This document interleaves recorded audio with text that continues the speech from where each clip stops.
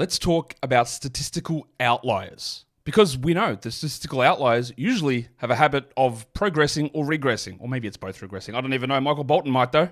Thanks, Josh. It's Michael Bolton here, and it's time for another episode of the Locked On Fantasy Basketball Podcast. Let's get to it. Let's get to it, indeed. You are Locked On Fantasy Basketball, your daily fantasy basketball podcast, part of the Locked On Podcast Network.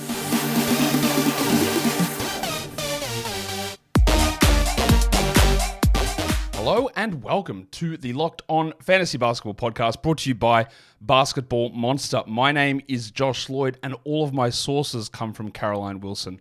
I'm also the lead fantasy analyst at basketballmonster.com, and you can find me on Twitter as always at redrock_bball, on TikTok at redrock_bball, and on Instagram at Locked On Fantasy Basketball. Today's episode is brought to you by FanDuel. Make every moment more. As sports slow down across the summer, FanDuel's got something for you. Every day, all summer long, they're giving every single customer a boost or a bonus daily. Go to fanduel.com/lockedon to get started. Thank you also for making Locked On Fantasy Basketball your first listen every day. We are free and we're available on all platforms. I wanted to see you double bang. I don't want to see it, but I want you to do it. Thumb it up, leave your comments, blah, blah, blah. A pre-recorded show. I'm recording this on the 2nd of July at around 8 p.m. Eastern. You are seeing this much later.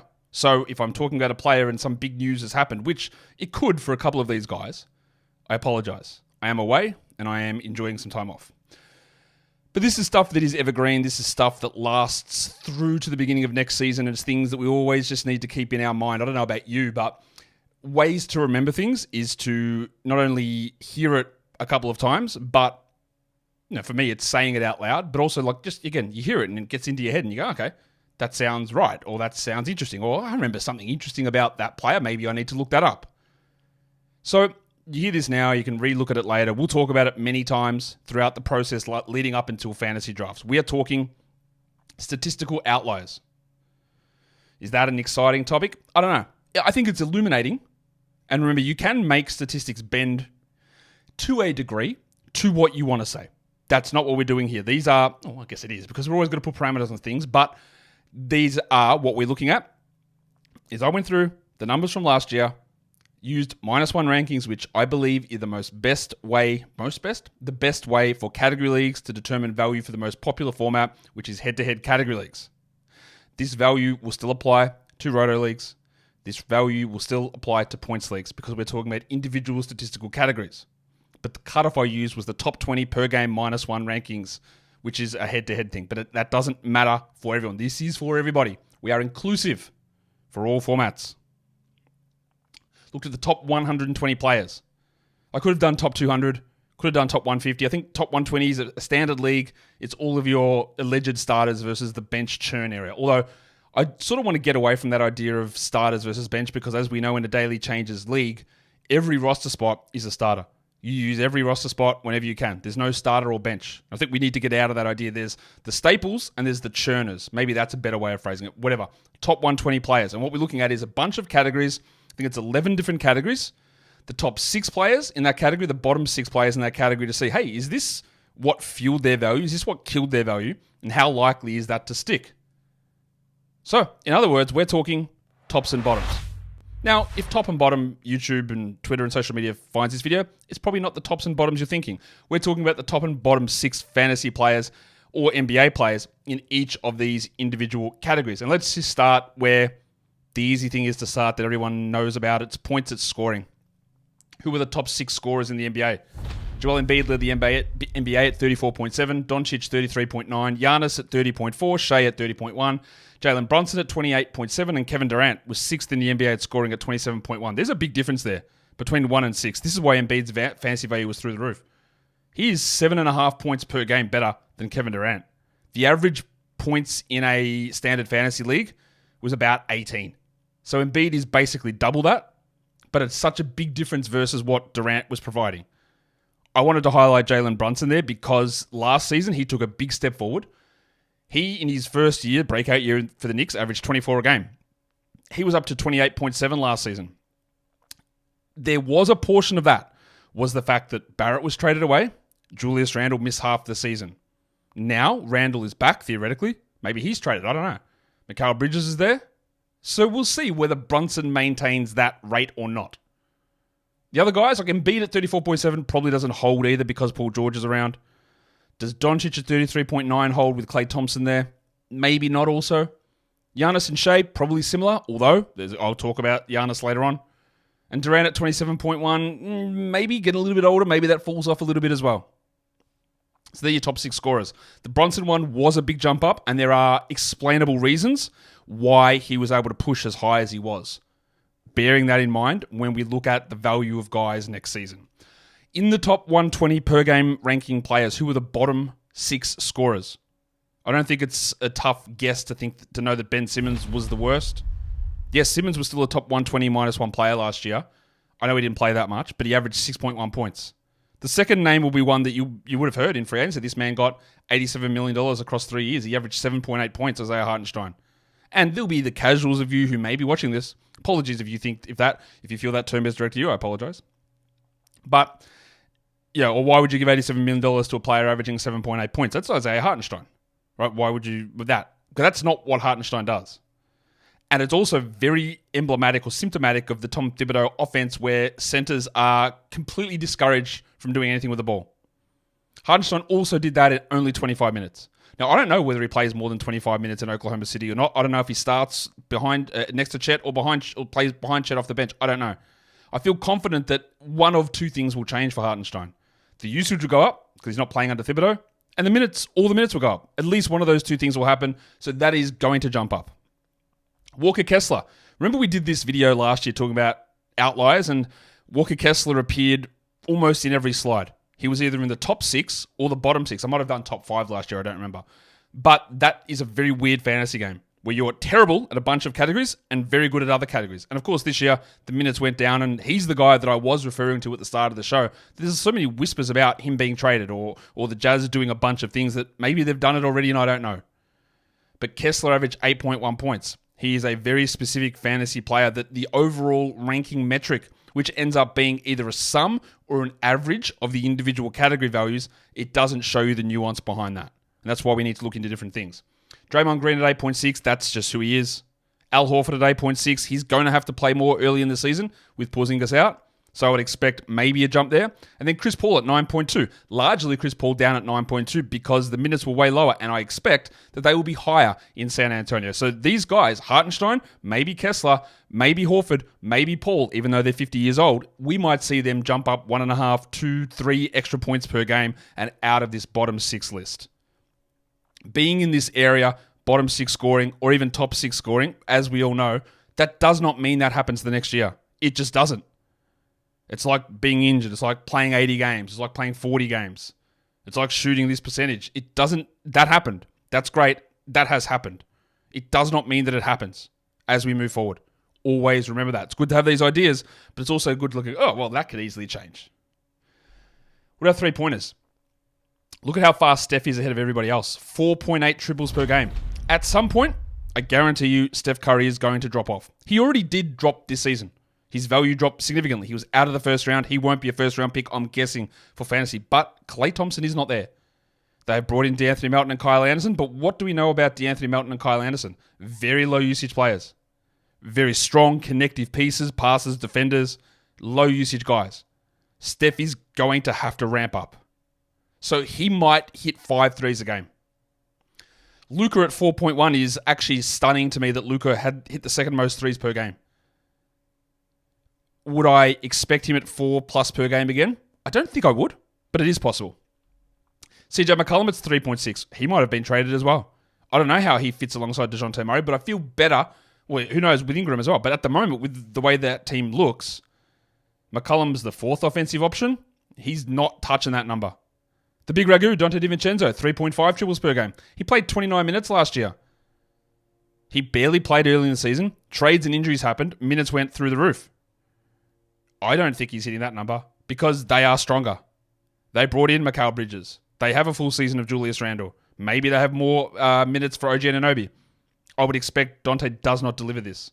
Klay at 3.5 threes per game. He struggled in a lot of areas and he's still going to have those limitations.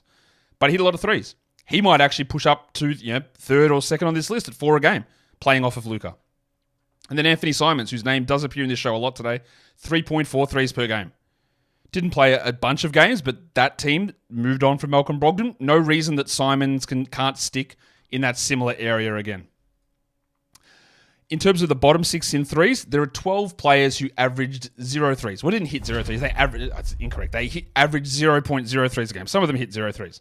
Ben Simmons, Dan Gafford, Jakob Poeltl, Capella, Zubats, Mark Williams, Jalen Duren, Rudy Gobert, Jarrett Allen, Isaiah Hartenstein, Nick Claxton, and DeAndre Ayton. Hartenstein can hit threes. So him being in this list is weird. Ayton should be able to. He never does. The other players, no one really there looks like they've got any ability to stretch. Maybe Allen, but that's about it. But Ayton and Hartenstein can. But there were 12 guys who hit 0 threes for the season last season. Today's episode is brought to you by BetterHelp. We know that we know there's a lot of issues with stress throughout the world at all points, right? Anywhere.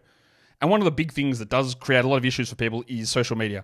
And in particular, apps where you compare your life to an influencer. And you go, man, look how skinny, look how pretty she is. I'm sure that's what you think. I look at them and go, man, these girls are way prettier than I am. Look at the bag she's got, look at the hair she's got, look at the shoes he's got. Comparison's the thief of joy.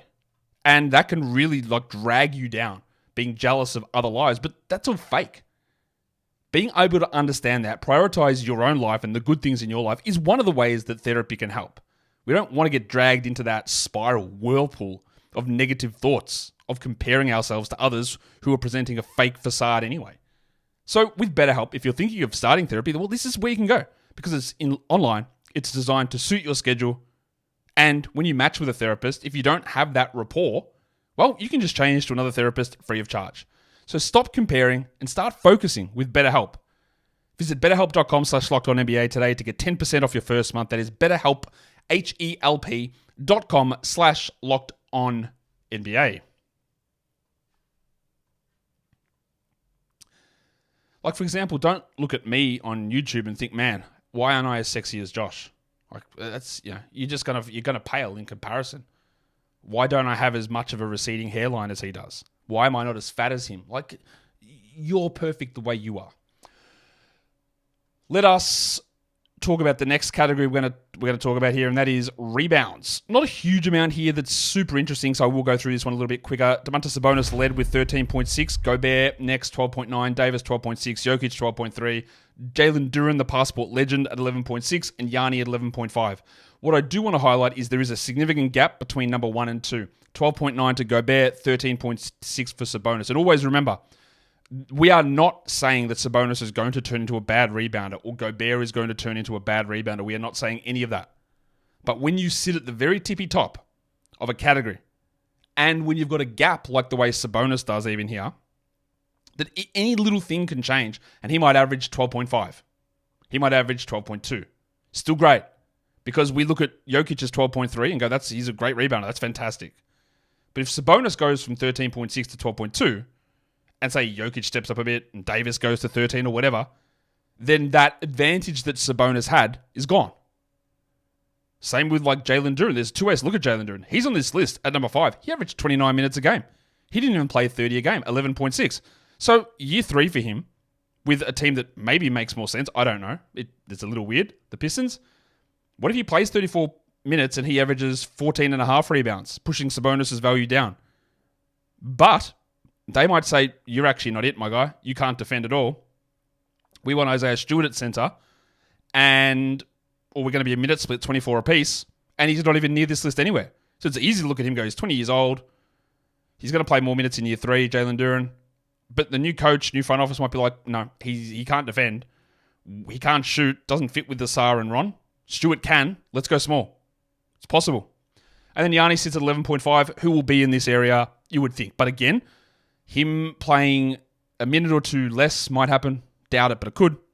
Maybe he goes to 12 and a half rebounds. All these things are possible. It's always worth looking at the tops and the bottoms, giggity, of all of these lists to understand that when you are sitting at the top, and a lot of these guys, Sabonis, Gobert, Davis, Jokic, Yanni, 3 of those guys, 4 of those guys are first-round players. And losing 5%, 10% of Sabonis' rebounds is 1.4 rebounds. That brings him to 12.2. But it's a 10% drop. That takes a lot off your value. Just remember that you can go from unbelievable to very, very good, and it costs you 5 ranking spots.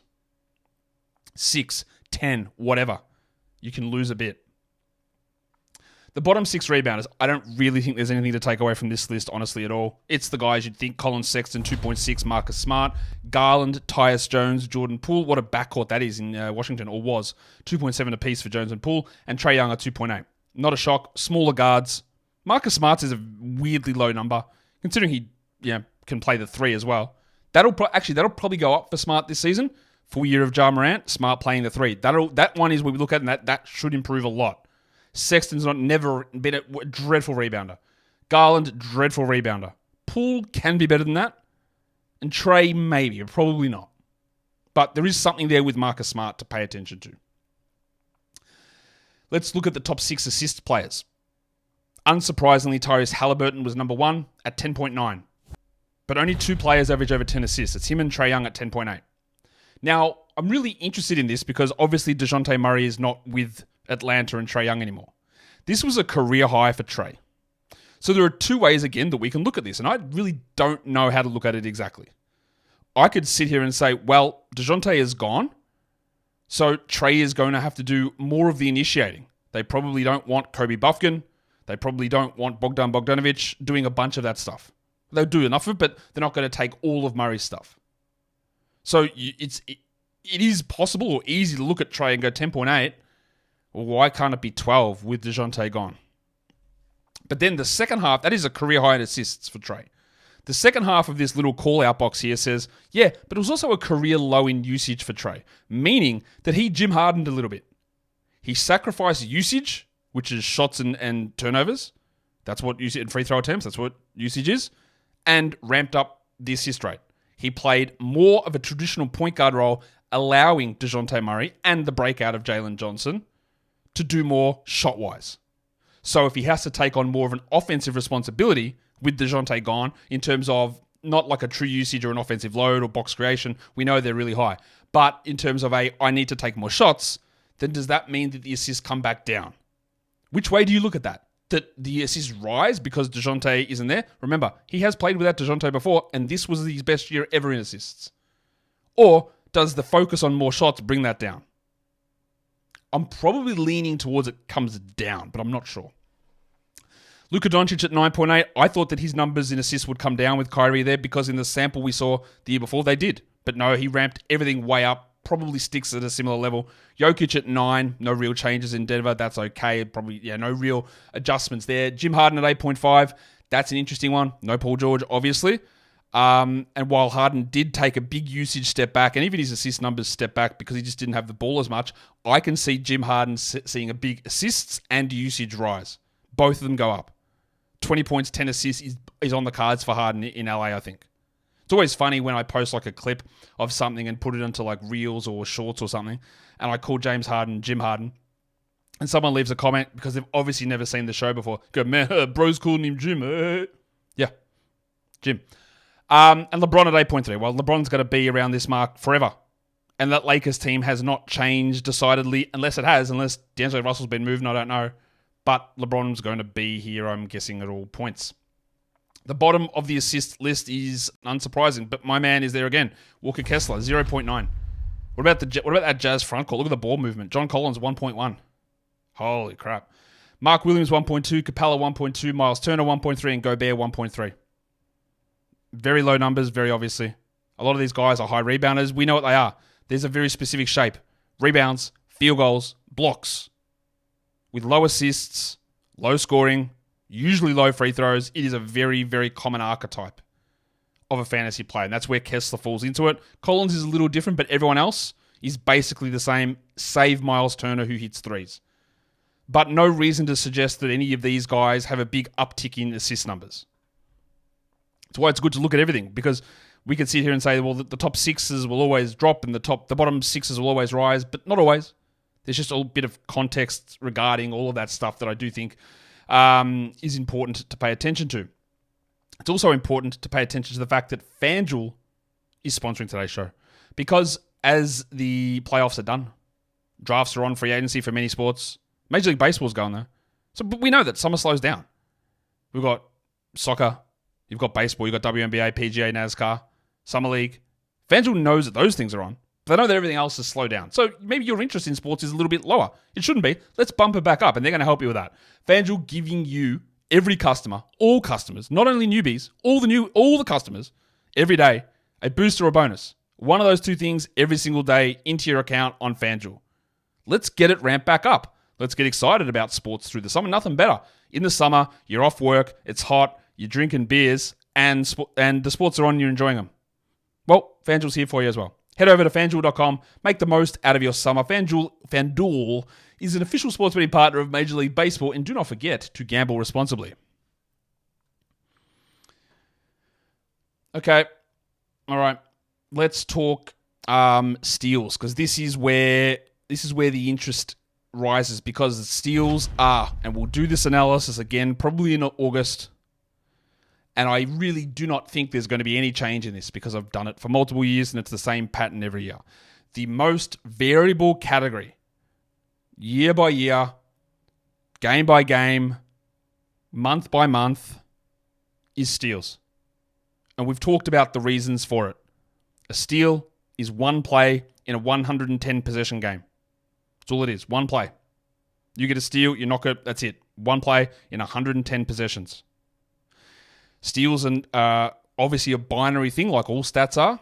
Well, all cumulative stats, you can't get half a steal.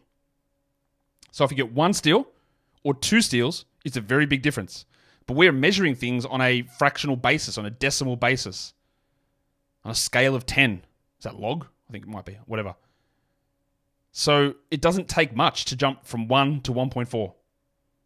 But then the way that traditional fantasy rankings look at that is it just jumps guys 30, 40 spots by averaging one or getting one steal extra every 3 games, or one fewer steal every 3 games.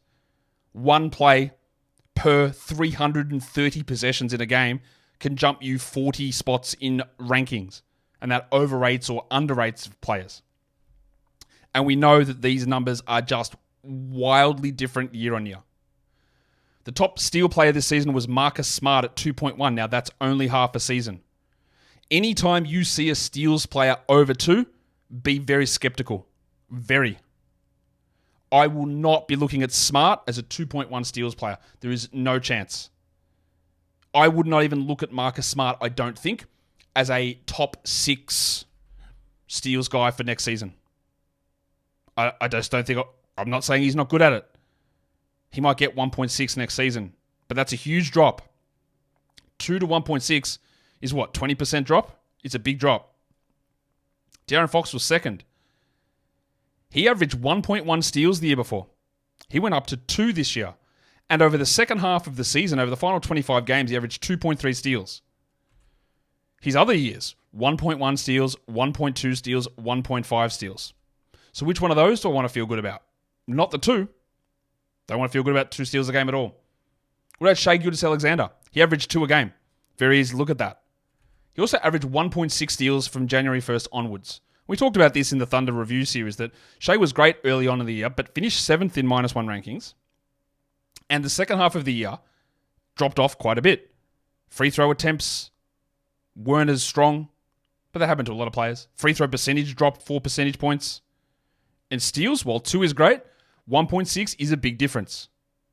Donovan Mitchell, 1.8 steals. Mitchell's got a good wingspan. He had a high steal rate in college, but he's never really been that sort of a player who's delivered that in the NBA at that level. Have a level of skepticism. We don't think, man, I'm in real trouble because De'Aaron Fox and Donovan Mitchell are defending me, so they're going to really wreck my shit, and they're going to get steals every game. Like, no one thinks that. Mitchell's sat at 1.5 each of the last 2 years. He can go back to 1.4 easy. 3 years ago, he was at 1. That is a huge, huge, huge drop-off spot. LaMelo Ball at 1.8. No one is going to sit here and tell you LaMelo Ball is a good steals guy either. He at least has a relatively decent history of being pretty high at steals, the same way that James Harden has. Although, 1.8 in 22 games is not a big enough sample size. He was at 1.3 the year before, and then 1.6 each of his first 2 seasons in lower minutes. I feel good about him being a 1.5-ish guy, but not that. The guy here who's clearly the best defender is the rabbit hunter Alex Caruso at 1.7. I don't know what his role is going to be in OKC, but what if they don't need him to play 28 minutes that they did in Chicago? He could go down to 1.2 very easily. He could jump up to 2 because he just goes absolutely hard in 22 minutes. This category is wild. It is going to change unbelievably. The bottom of the list, probably not as much variance. When you're this low in steals, you just don't do this. Zubac's at 0.3. Although, in saying that, it is not hard at all to go from 0.3 steals to 0.6 steals. And I know you say that's doubling the amount, Josh. It is. But what is 0.3 steals? How many is it for a season? 24? It's about that mark. 26 maybe? All right. To get from 24 to 50, yes, it's an extra 24 steals, but that's 1 every 3 games. Again, that is not much. 1 steal, extra every 3 games. It's not that hard. Kessler, there he is again. Anthony Simons, there he is again, 0.5. Miles Turner, 0.5. And 2 scoring players who get, I think, overrated a bit in fantasy. Well, Kuzma, I think, maybe gets overrated by some people and completely underrated by others. But both Michael Porter and Kyle Kuzma sit at 0.5. I'm not going to tell you that either of those guys are elite defenders or defensive event generators. In fact, Kuzma's one of the worst. But 0.5 can become 0.8 without, that much changing, without us even changing our opinion on what Porter or Kuzma are as players. Yeah, how easy that is to get that up to that level. And then that changes your overall perspective, which it shouldn't that much. Again, steals completely skew the numbers. Always. Kuzma has been at 0.6, 0.6, and 0.5 steals the last 3 years. So obviously, he's bad at it. But like we just said, Darren Fox went from 1.1 to 2. That's a crazy jump. Donovan Mitchell, 1.5 to 1.8. He was at 1 3 years ago. Michael Porter is at 0.5 steals this year. He's at 0.6 the year before. The year before that, when he only played 9 games for a back injury, he averaged 1.1. Not saying that can stick, but we are seeing how much it varies. Blocks, here we go. As much as I tell you, when you see a high blocks guy, a 3+ blocks player, a 2.6+ blocks player, expect to decline as a player's career goes on. The number 1 player for blocks by one of the largest margins you will ever see was Victor Wembanyama, and I don't think that's changing, honestly. He averaged 3.6 blocks per game this year. The final 30 games of the season, he averaged 4.2. It is more realistic to me that Wembanyama averages 4 blocks than it is the averages under 3. There might be a time when teams are just like, we are Deion Sandersing, Darrell Revising this guy. For those of you in different eras of NFL comparisons. Who's the one after Darrell Revis who's the best cornerback after that? I can't think of anyone who had that reputation. But anyway, where they would go, this guy's the best cornerback. He had 1 interception all season. Yeah, because no one ever threw near him ever. Right, that was one of those things. And we've evolved in football analysis, a lot of stuff with PFF and things like that, knowing about grades and throws and completion percentage when it goes towards you. And part of the idea of a good defender is not just creating the event like a block or an interception, but preventing someone from doing the thing in the first place. Part of what Rudy Gobert's value is. He doesn't lead the league in blocks anymore, even though he's there at 2.1. But teams just don't go in at him. And that will happen to Wembanyama at some point. The advantage Wembanyama has is he can actually just go and block shots on the perimeter. He can block threes. He can block jump shots. They don't need to attack the paint for him to get good blocks. If they stop doing that, he'll just go, all right, cool. I'm just going to block it out here. So that's why I'm not as worried with him. Because he'll still impact it no matter where. And then if he gets sucked out and they think, well, that's great, now we'll drive in. Well, he'll just recover and use his 10-foot reach and block it from there. I'm not worried about it. Everyone else, you always got to have concerns. Now, we can tell you that Walker Kessler had a bad season. He did. And it does appear like the Jazz are out on him. And we saw that last year. It was very obvious. And these are one of the things. I'm not saying that Will Hardy doesn't listen to the show. Maybe he does. He doesn't. I'm not giving myself the credit for this. But we could see this, that Walker Kessler was extremely limited. He had a couple of real big strengths, but very, very limited. And the Jazz sort of said, yeah. Not that they judge it based on how many steals or assists you get, but they know that, look, a lot of this stuff can correlate to on-court performance. So Kessler struggled. He blocked 2.4 shots there. And if he plays 30 minutes a night, he will probably go higher than that. Staying out of foul trouble does lead to blocks dropping. A name you used to always see on this list was Mitchell Robinson, but since he started playing 30 minutes a night, which he might have to again, or playing at least up to 30 minutes a night, then he stayed out of foul trouble, blocks came down. When you become a smarter defender, you don't block as many shots usually, for most players, not Wemby. Brook Lopez averaged 2.4 blocks per game, but interestingly, under Glenn Rivers, he averaged 1.8. He started out the season horribly. For about the first 10 games, the system was wrong. They switched it up, went back to drop, and he had like these 5-6 block games and was flying. Top 10 fantasy player for a period of time. And then when Glenn came in, well, it normalized back down. There's rumors of Lopez maybe being discussed as a trade guy. But I wouldn't look at Brook Lopez as a 2.4 blocks player this season. He's older.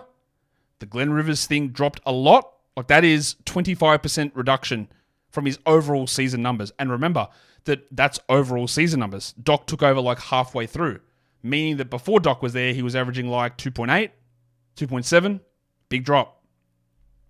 Chet or Anthony Davis at 2.3, probably around the right mark for him.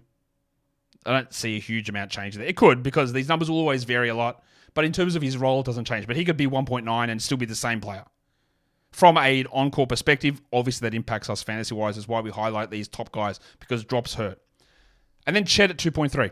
This is one that worries us. Chet is one of the best rim protectors that I have seen in terms of knowing where to be, timing, positioning. I've said this all the time.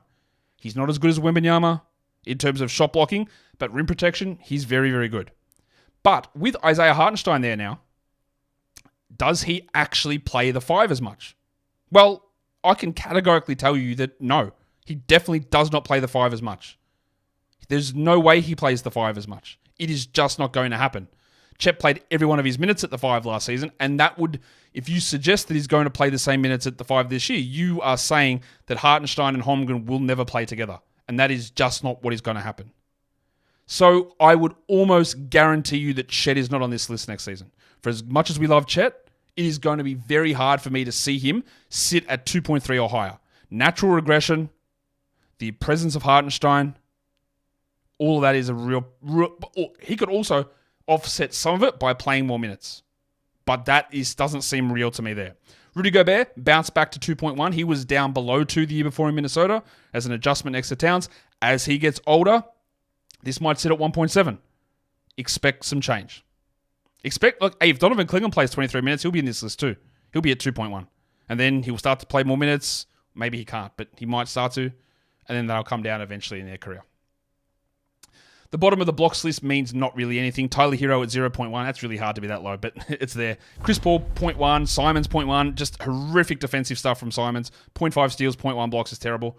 Garland at 0.1. Quickly at 0.1. Isaiah Quickly. Shout out Nick Wright. And Jalen Brunson at 0.2. Part of the reason, we're going to talk about this later, part of some of the fantasy issues with Brunson is these sort of things. 0.2 blocks. And I know he's not there for blocks, but that is impactful.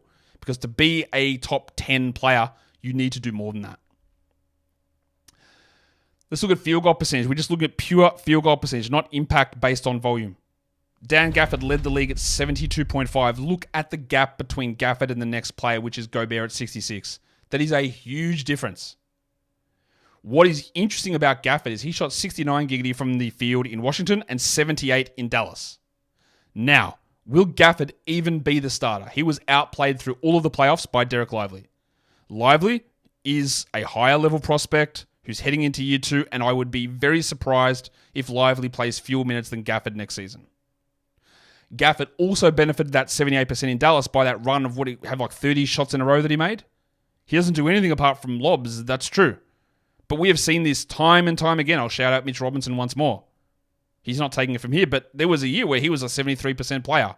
And then he became really good at field goals, and then it was 65.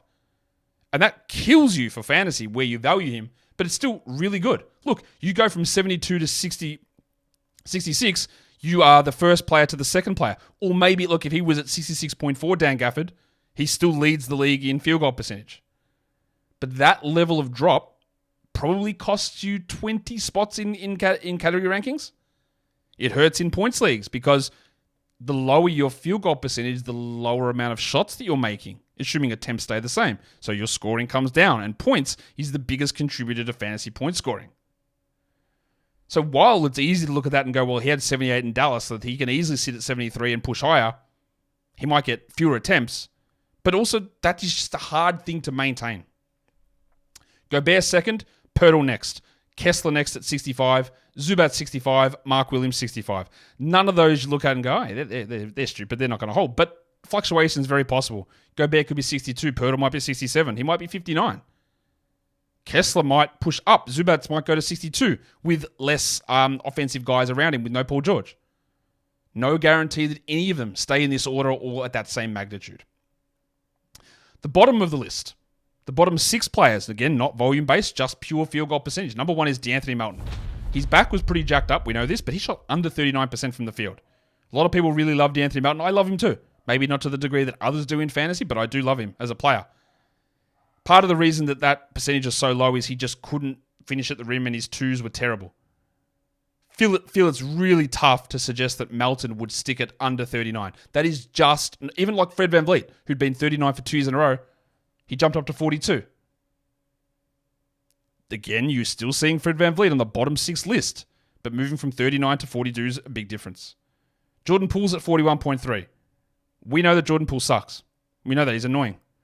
But also, that's the worst number of his career, I think, or since he's been in a big minute role.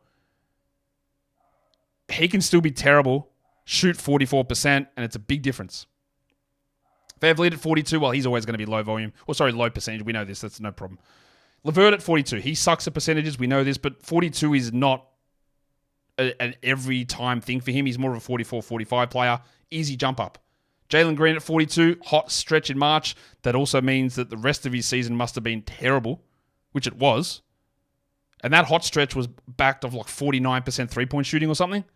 And he was hitting every 2 in the world. And still, season at 42, bottom 6 player. And then Damian Lillard. Bit of extra data on Lillard. He struggled a lot.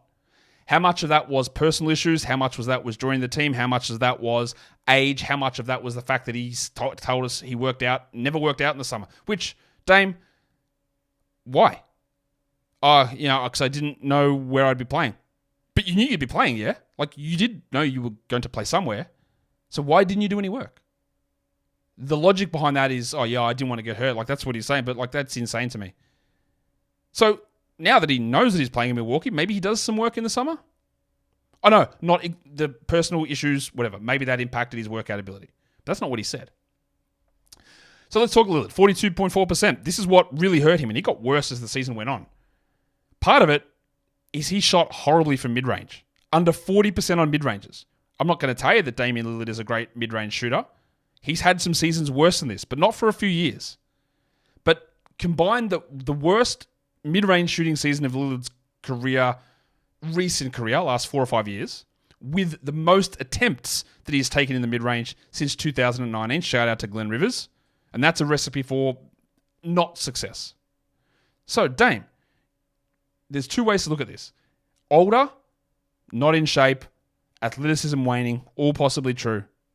The older you get, the harder it is to get to the rim, the harder it is to finish.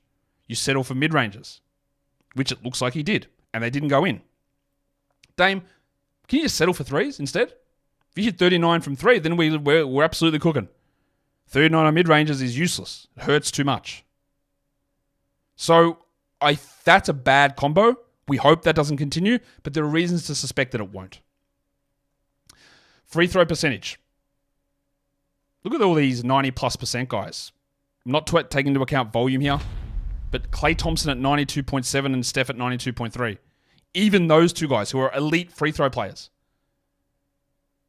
As you see that little call out there, every single one of these players in this top 6 list shot a career high from the free throw line, apart from Steph, who was at 92.3. His career high was 92.6. I would expect that nearly every one of these guys regresses in their shooting. And that becomes a problem. We saw this with Devin Booker 2 years ago. I think he was 91 from the line, and he went down to 88. Still ridiculous. But 91 versus 88. Shea, 91 the season before. You don't see him on this list because he went down to 87. Still unbelievable. But when that is fueling your fantasy value, when you lose that level, it hurts. And I think you're going to see that with a lot of these guys. So while I gave you a level of optimism with Lillard, he sits here at 92, career high, What if he's at 89? What if he's 84? He's going to get a lot of attempts. These numbers are not sustainable. Bogdanovic, 92. Anthony Simons, 91.6. Man, this guy has appeared on this list as many times as Walker Kessler. He's a good shooter, but he's not that good. And then out of nowhere, Mike Conley, 90.7. He's going to come up later as well. Really high free throw numbers. Expect them all. The only one I'd look at and go, I feel comfortable projecting at 90% is Steph. At like 91, maybe I'd give him. I would not project anyone else or feel confident projecting anybody else over 90%. The bottom 6, well, you know who number 1 is. It's Ben Simmons. That's pretty obvious. 40% from the line. That hurts. But you know that when you draft him. That's not a surprise. It's not a surprise with Claxton at 55 or Pirtle at 55. You know this about both of those players. Walker Kessler, there he is again, the big fella, at 60.2. Capella at 63 and Gobert at 63.8. We know this with every one of these players that when you draft them, they are going to be bad at the line. So I don't think we can come in and go, well, their free throws actually wrecked their rankings. You knew this. You knew what they were. You knew there's no surprise here whatsoever. Could Claxton shoot 60? Yeah. Could Pirtle go 62? Of course he could. Could Kessler jump to 65? Absolutely. Capella, probably not much higher than that. Gobert, maybe 67. Could all of them drop down 3%? Of course. Simmons, actually, Ben Simmons used to shoot 60% from the line. Like, that is a huge jump. Now, his confidence is obviously rooted, but he has shown us that he can do it. These things will change. The largest negative impact guy, of course, was Giannis Antetokounmpo from free throw percentage, but having Giannis does not mean you automatically lose free throws. I'll continue to tell you this. In Roto, it gets a little harder, but in a category head-to-head league, you can win it. For sure. And there's going to be you who watching this who have Giannis will tell you, yeah, I won free throws a few times. Not all of you, but you can. You don't have to write it off. Probably best to, but you don't have to. What about 3-point percentage? This is one of the ones where you definitely look at it and go, no. We're always going to knock the top off these numbers. Grayson Allen shot 46.1 from 3. Come on, man. He's a really good 3-point shooter, but he could be at 40 next season and still be really good. And then that value, which is inflated by his low turnovers, and he played quite a few games. I'm pretty sure that the Yahoo ranked him at like 50 or something, which, if you're going to draft him in round 5, please join my leagues because that's not going to go well for you. Mike Conley at 44. Conley, just an unbelievable shooting season. And maybe some of the reduced load and minutes helps him, although he played more games than he has forever. But I'm not going to sit here and tell you that Conley at 44 and that 91 from the line is repeatable because I just wouldn't believe that. Brad Beal, look at that. Grayson Allen, Brad Beal. Elite shooting, 43% from Bealo. Beal had his struggles. That is elite shooting. Unbelievable shooting. CJ McCollum at 43. One thing I know about CJ McCollum, I don't trust him to shoot 40% from 3. Drew Holiday, 43. Also do not trust Drew Holiday. So if we're going to bank on the values of McCollum and Holiday carrying over, cut these down a lot. CJ is going to have some issues with usage, ball handling, and minutes probably too. But this is also going to drop. And then the Bronco, Jalen Williams, shot 43%. Now, Jalen Williams does not take many threes. He needs to take way more, in my opinion. I think he's only at like 4 per game. Which, if you're an elite, and he's in the top 6 of 3-point percentage here, Jalen Williams, you need to be taking more, 6, 7 a game. Or is that just a very highly variable number, which might, if he does take more, does he become a 39% shooter? I would say every one of those guys, they're all good 3-point shooters. They're very good. I have no confidence in any of these players repeating in the top 6 next year. None of them. The bottom 6. Now, I only use players who had a 3-point attempt rate of over 20. So I'm not talking about guys like Kessler or Ayton, who shot 4%, or Yusuf Nurkic, who's shot 20%. Talking about the guys who over 20% of their attempts were from 3, who shot badly. Number 1 is Ja Morant. Limited sample size, obviously, but we know Ja's also a bad shooter. 27.5%. That could easily become 33. The one that's really worrying to me there is Franz Wagner at 28.1. He played all year. But what it also means to me is that there is almost no way that I sit here and say, Franz Wagner, 28% 3-point shooter. None. Even if he's not a good 3-point shooter. Like a 35% season is reasonable. The big fella, Nik Vucevic, horrible, 29.4%. He had one outlier good season in his career at 40%. That might have been the COVID year. I can't remember. One really good season, but overall, he's a well below average 3-point shooter. He struggles in a lot of areas, that I think that Vuce is cooked as a player. that should improve, but I wouldn't expect much. Josh Hart, 31% from 3. Julius Randle, 31.1.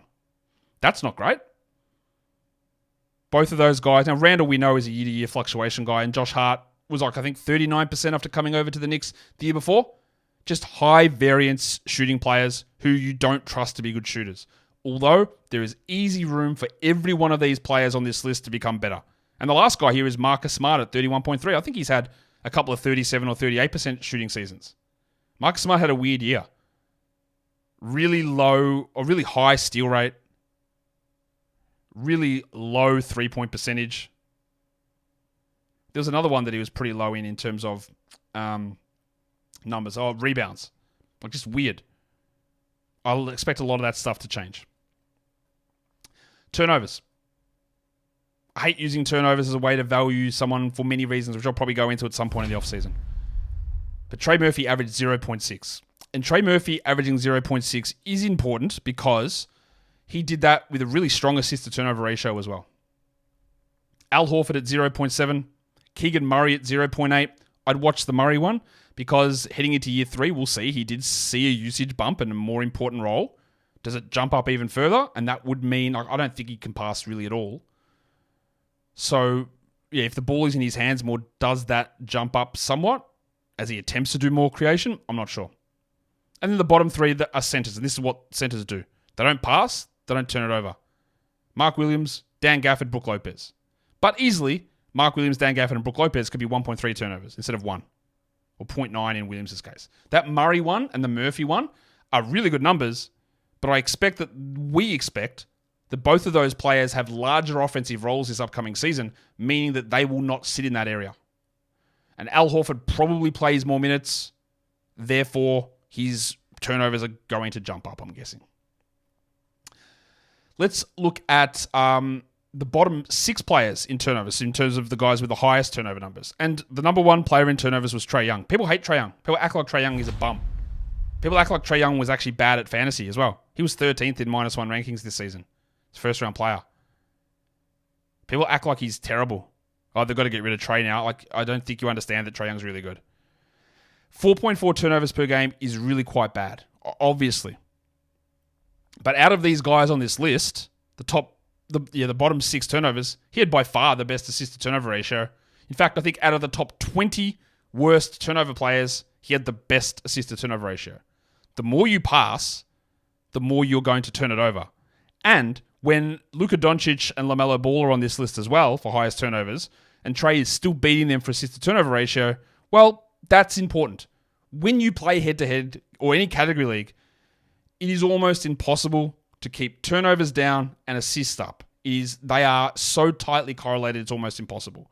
So while Trae had 4.4, and maybe that comes out, it was really quite bad. And if we do, like when we go back to the earlier part of this show, when we talked about, I think Trae's assists might drop because he's taking more shots, well, his turnovers will probably drop as well. Luka sits there at 4, while he was 3rd in assists. These are all, okay. Joel Embiid at 3.8 is a very high number for a man who averages like 5 assists. Embiid turns it over a lot for a big man. So does Victor Wembanyama at 3.7, who's 5th on this list. LaMelo Ball at 3.8. Yep, he has got way more of a turnover problem than what Luka has or what Trae Young has. I think that will come down at some point, but he's also a really flashy passer and aggressive passer. That's going to always be high. And Julius Randle, much like the Wembanyama and Embiid spots, you don't average enough assists, my guy, to turn the ball over this much. To me, those level of turnover numbers are way more problematic than your point guard averaging 10 assists plus per game, or 9 in Luka's case, averaging an extra 0.7 turnovers. Because these other guys aren't giving you that other highly correlated category with it. Not that saying the Wembanyama's bad, obviously, or Randle or Embiid. They're obviously awesome. But them on this list is a little interesting. Let's look at the last category, and that is usage. What is usage? Very simple equation, or very simple to understand equation. It is just the number of possessions that you end. There's only 3 ways to end a possession. You shoot a shot, you shoot a free throw, you turn it over. It is not how many dribbles you have. It is not how much time you have the ball in your hands. It is not how often you set up your teammates. That's like box creation. That's offensive load. This is literally what percentage of possessions do you finish? Embiid led the league at 39.4. Look at the gap between that and the next one. That is coming down with Paul George in town. Without any question. Joel Embiid's usage is dropping significantly. LaMelo Ball at 35.8. Hard to judge his season with only 22 games. That's a very high number. I don't think it holds that high. I think it drops a lot. Luka Doncic, 35.6. With Clay there, does that drop at all? He saw a huge usage jump even with Kyrie there for a full season. But now it's a full year of PJ Washington and it's Clay. I think it comes down a little bit. Shea at 33.4. Well, losing Giddey and replacing with Caruso and Hartenstein doesn't actually impact Shea's usage that much, if at all. Giddey was higher usage. Hartenstein is probably going to jump up in usage though, but I think Shea can hold steady. Yanni at 33.2 probably holds steady there as well. The last guy on this list, number 6 in usage, is Jalen Brunson, the burner, at 33.2. I highlighted him here because every one of these guys, Embiid, Ball, Doncic, Shea, Yanni, actually that's not true. Ball this season, not that area. But Brunson was 24th in -1 rankings. 24th. That is good, without question. But you are 6th in usage. 6th in usage. LaMelo Ball, for reference, in -1 was 11th per game. So everyone else, first rounder. Brunson, 24th. Let's go through it. Embiid, 1st in per game. LaMelo Ball, 10th per game. Luka, 4th per game. Shea, 5th per game. Giannis, 3rd per game. Brunson, 24th. That's because lower rebounds, low steals, low blocks, and now you have the issue where Bridges are there, full season of Randall. What happens to that usage? And if you are looking at Brunson and thinking, well, MVP type season, he was great, so I'm going to go higher than 24, I think there's some very big risk there. I think there's some big risk. The bottom 6 usage players out of the top 120 guys. Number 1, Isaiah Hartenstein, 11.9. That's comical. It's so low. The lowest usage of any top 120 player. That is jumping up sizably. Al Horford, 12.1. I think Al is going to jump up in usage with no Porzingis for most of the year. Al Horford's fantasy rank also, when you're looking at like a Yahoo with ranking, his best category by a massive margin was turnovers. I don't like a player's best category being an absence of a stat. Walker Kessler, there he is again, 12.2%. Very low usage. Does he ever demand more? Probably not. Ben Simmons, 13.1. Well, I don't know what the hell is going on that team. If he actually plays, he's going to get more usage than that, I'm guessing. Although Cam Thomas might break the record here. Josh Hart, 13.4. Hard to see that increasing too much. And Herb Jones at 14.1 with DeJounte Murray in town. Pretty hard to see Herb jumping that usage up. So, while a few of these guys could easily jump up, Hartenstein for 1, Horford, big jump, Simmons probably, and even like Kessler might become 16 usage. It is worth looking at context behind all of that. If you somehow have made it to the end of this show, which has gone way longer than I thought, congratulations. Because, there's interesting info here, but maybe it's a bit dry for others, I don't know. If you are here, what I want you to do is give me a comment in the chat, but most importantly in the comments of the video. Drop a Van Gogh. Big old Vinny. Just drop a Van Gogh in the comments. But also thumb it up, subscribe, follow. Guys, we are done here. Thank you so much for listening, everyone. See ya.